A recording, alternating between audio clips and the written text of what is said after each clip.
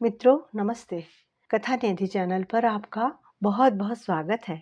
हमारी आज की कहानी का नाम है हत्या, जिसे लिखा है भगवान अटलानी जी ने। अटलानी जी कई अकादमियों, सरकारी और गैर सरकारी संस्थाओं से 85 से अधिक प्रतिष्ठित सम्मानों से नवाजे जा चुके हैं। हिंदी और सिंधी में समान रूप से उनकी कलम चलती है। अटलानी जी में नए युग के विषयों को पकड़ने और कथा के रूप में पिरोने की अद्भुत क्षमता है। उनका कथानक प्रस्तुत करने का अलग और अंदर उतर जाने वाला अनूठा ही अंदाज है।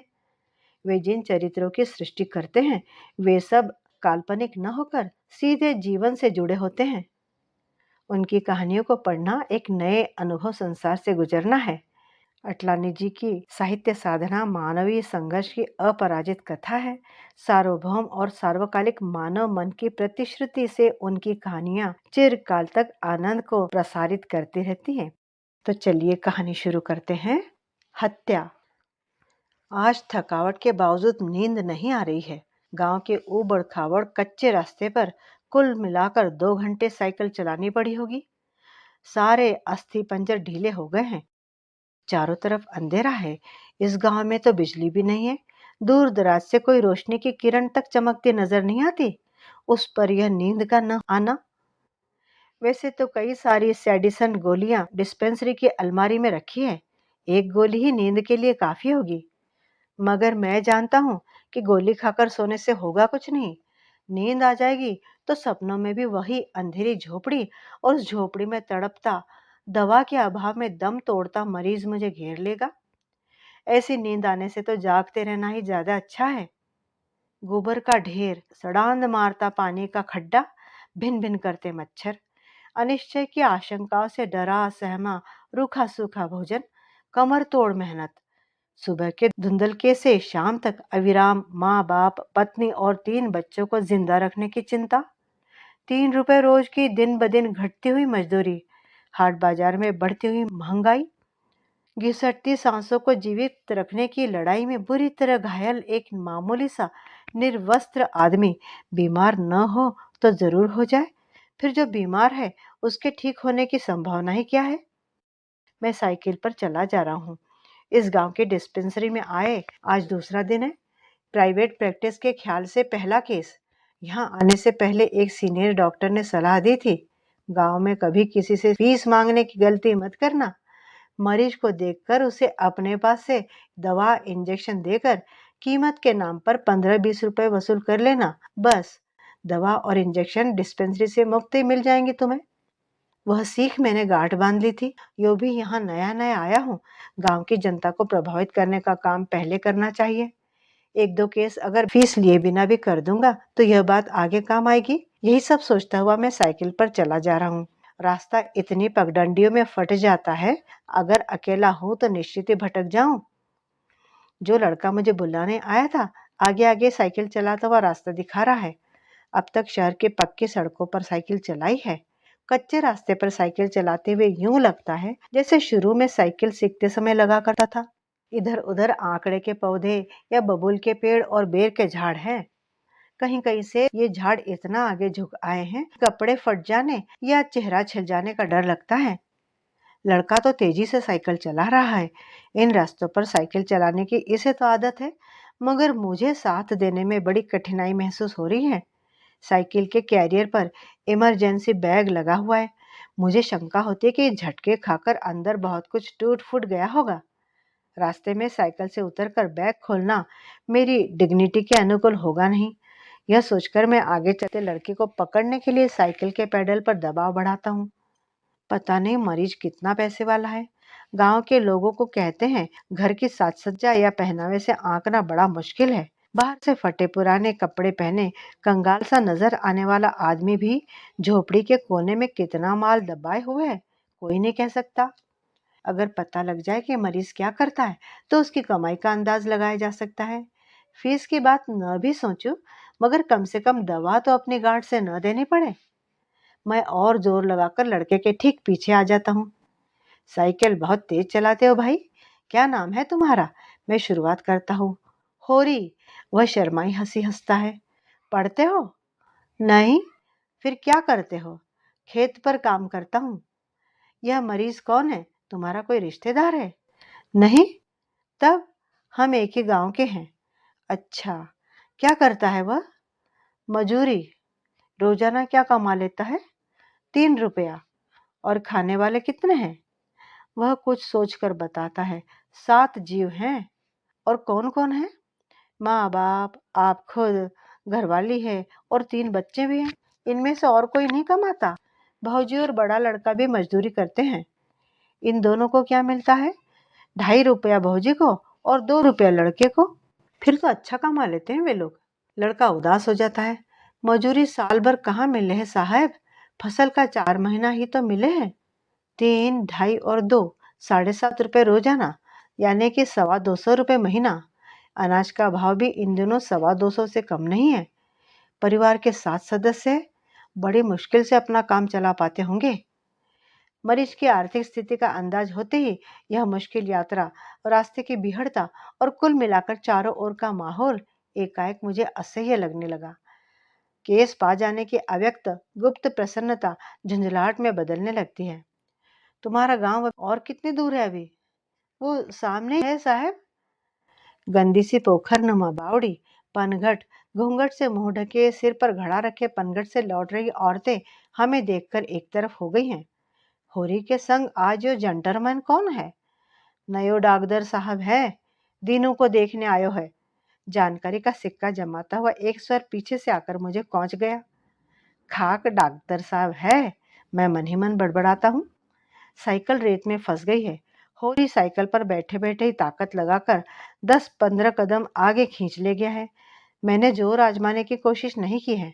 साइकिल से उतरकर अपने साथ साथ साइकिल को भी घसीटने लगा हूँ। यहाँ जा रहा हूँ मैं केस देखने। जितनी मेहनत अब तक की है उतनी लौटते समय फिर करनी पड़ेगी। इमरजेंसी बैग में कुछ टूट गया होगा तो जेब से भुगतना पड़ेगा।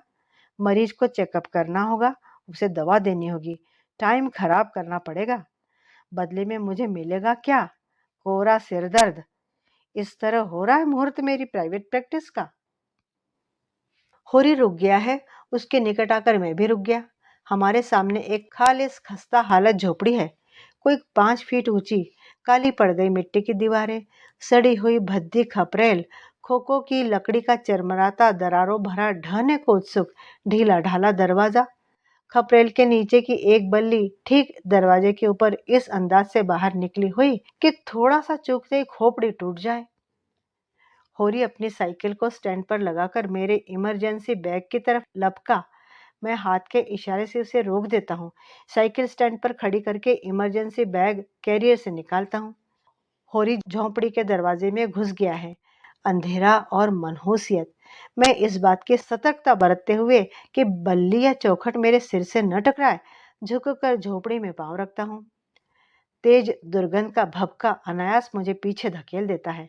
हड़बड़ाहट में मेरा सिर जोर से उछलकर बल्ली से टकरा जाता है। एक बारगी तो मैं बिलबिला जाता हूँ। फिर स्वयं को संयत करके जेब से रुमाल निकालकर मैं नाक से लगाता हूँ। दुर्गंध झेलने की मनस्थिति बनाकर मैं झोपड़े के अंदर जाता हूँ। नंगी चारपाई पर एक 28-30 वर्षीय कंकाल अधमरा सा पड़ा है। चारपाई के आसपास उल्टी के साथ निकली हुई बदबूदार गंदगी है, खून के साथ मिली हुई। नाक को रुमाल से अच्छी तरह दबा लेने के बाद भी सड़ांध के कारण मेरा सिर भन्नाने लगा है। झोपड़ी में सब कुछ अव्यवस्थित है। थेगले लगे हुए कपड़े, मुड़े निचुड़े बिस्तर, चक्की, रोगी की नंगी चारपाई, गंदगी मिलकर एक अजीब घिनौना दृश्य उपस्थित कर रहे हैं।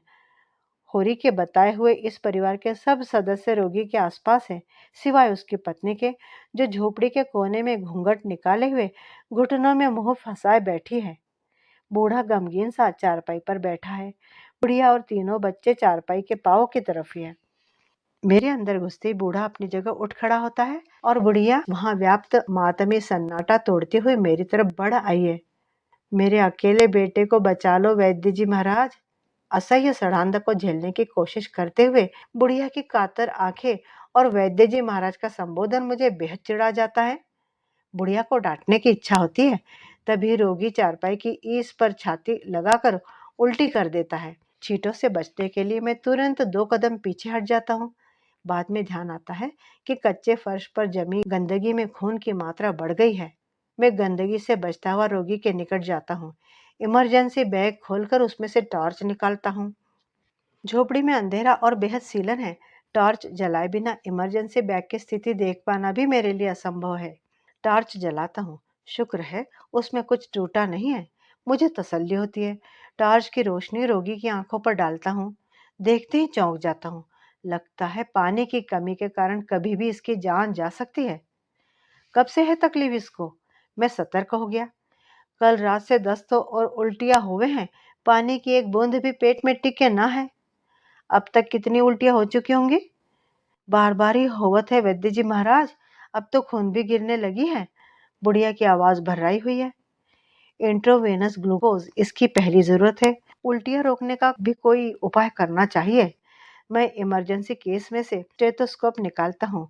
हुक कान से लगाते हुए निर्देश देता हूँ।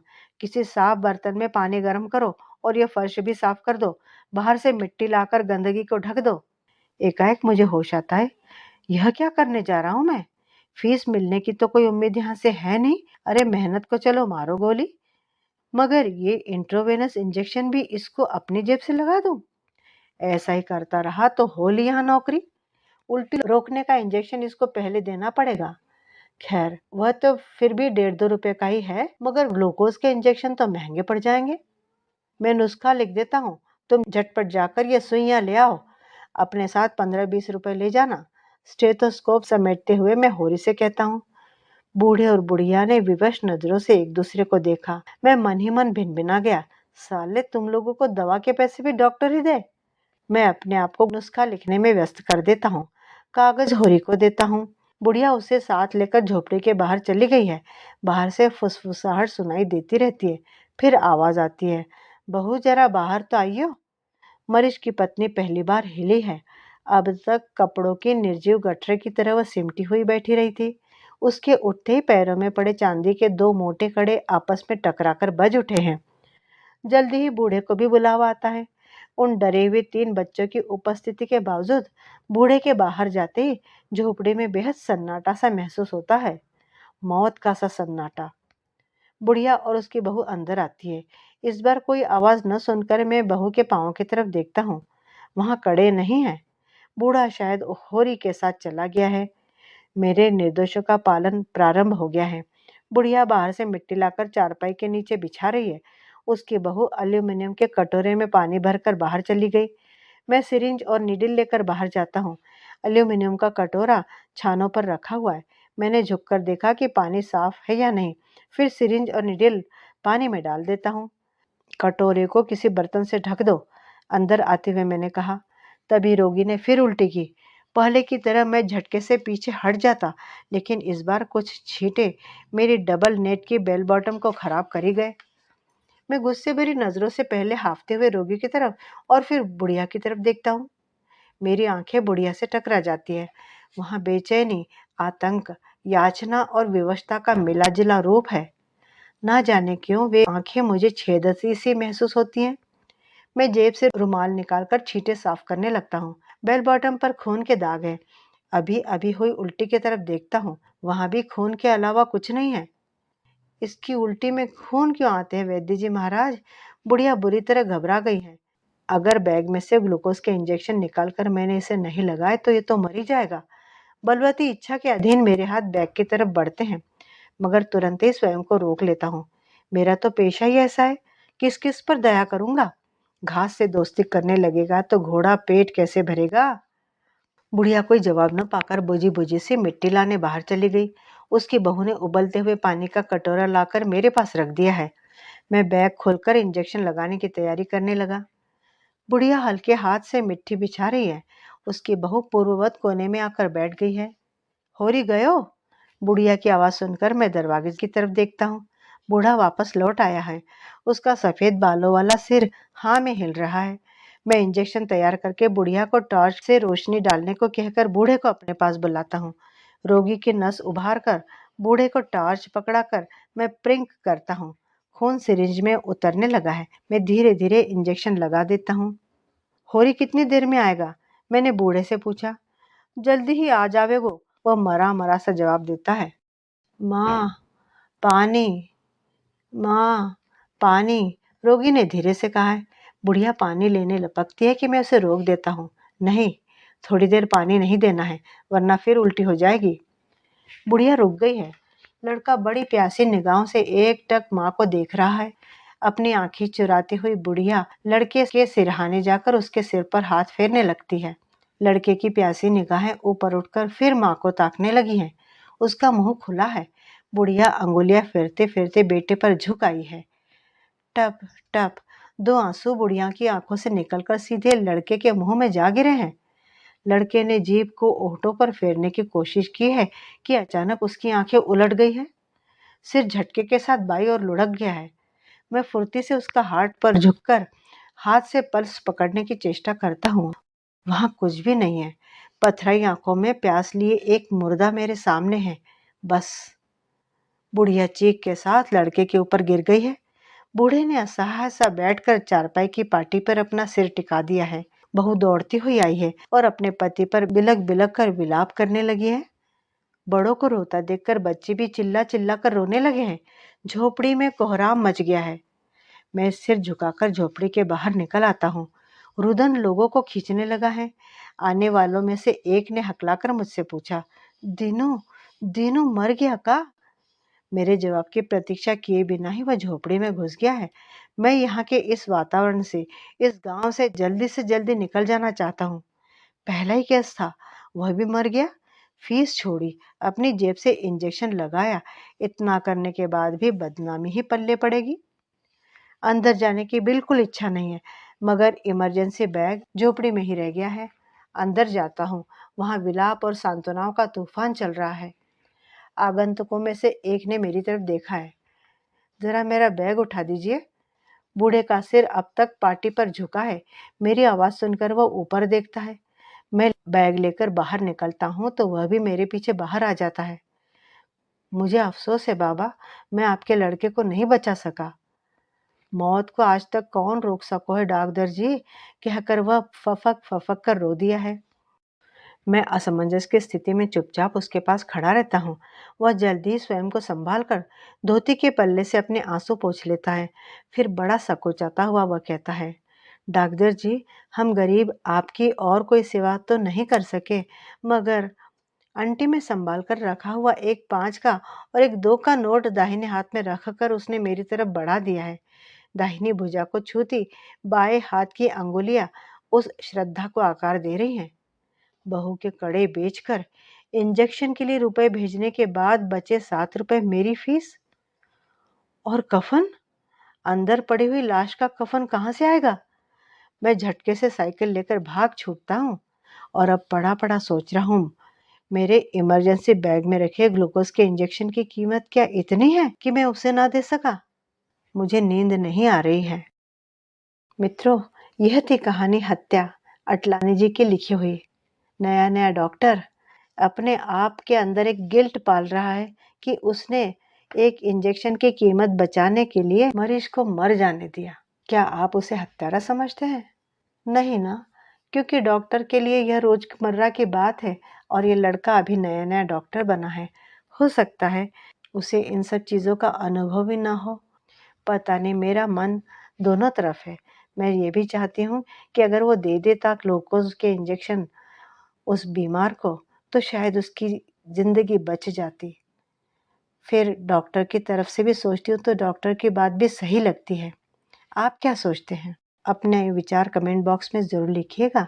कहानी अच्छी लगी हो तो एक लाइक भी कीजिएगा और चैनल पे नए हैं तो चैनल को सब्सक्राइब भी ज़रूर कर लीजिएगा।